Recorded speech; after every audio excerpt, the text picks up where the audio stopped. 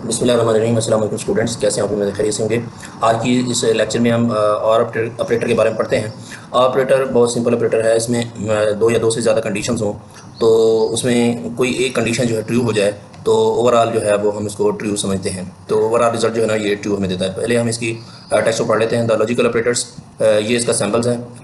Logical operator for a set of operations is true if and only if one or more of operand is true, यानी एक true हो या एक से ज़्यादा ट्रू हो तो फिर हम उसको कहेंगे कि ये सारी क्या कंडीशन क्या ट्रू है। It is typically with bullions values, ये आउटपुट जो बुलियन में देता है। ये उस वक्त फॉल्स होगा जब तमाम के तमाम जो है वैल्यूज़ फॉल्स होगी।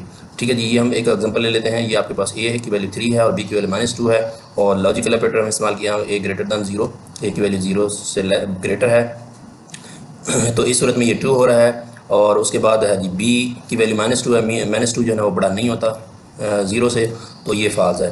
तो ये हम अभी हमने देखा पढ़ा, इसको कोई एक कंडीशन ट्रू हो जाए तो फिर इसको ट्रू समझते हैं। ठीक है जी, जब इसको रन करते हैं तो इसका जवाब ट्रू में आता है। ठीक है, जब दोनों को हम फॉल्स करेंगे तभी जो है ना ये इसको हम -3 कर देते हैं।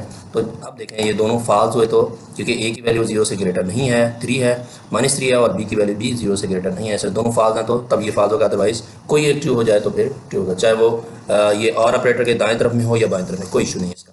ठीक है जी, नेक्स्ट हम एग्जांपल की तरफ देते हैं। शॉर्ट सर्किट डायग्राम में भी यही होता है एवोल्यूशन, कि कोई एक पहला ट्रू मिल जाता है उसको तो अगले जो है वो कंडीशंस की तरफ नहीं जाते, तो ये शॉर्ट सर्किट है।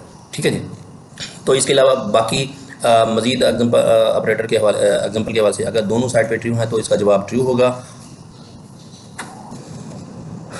अच्छा, उसके बाद है जी फॉल्स और ट्रू। इसमें एक ट्रू है दाएं तरफ, दाएं या बाएं कोई भी साइड पे हो फिर ट्रू समझेंगे, उसका रिजल्ट आएगा।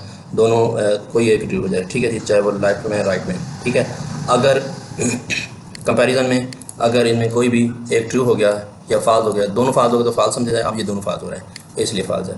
अच्छा, दो स्ट्रिंग हो तो पहली लेफ़्ट वाली स्ट्रिंग को जो है अडॉप्ट किया जाता है, ये एज आउटपुट होगी। ठीक है जी, अगर एक फॉल्स यानी बुलियन और दूसरा जो है वो स्ट्रिंग हो तो स्ट्रिंग को जो है ना वो अडॉप्ट किया जाएगा, आउटपुट स्ट्रिंग में आएगी। ठीक है जी, और इसी तरीके से लेफ़्ट साइड पे स्ट्रिंग हो और इधर से कोई बुलियन एक्सप्रेशन हो, उसका रिजल्ट फॉल्स आ रहा हो तो जो स्ट्रिंग है वो जो है प्रिंट होगी।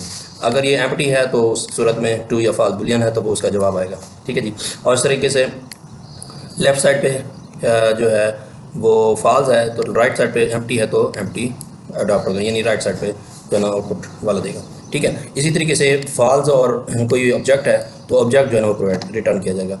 ये था आज की इस लेक्चर में। इस तरीके से आज का लेक्चर ख़त्म हो जाता है। अल्लाह हाफिज़।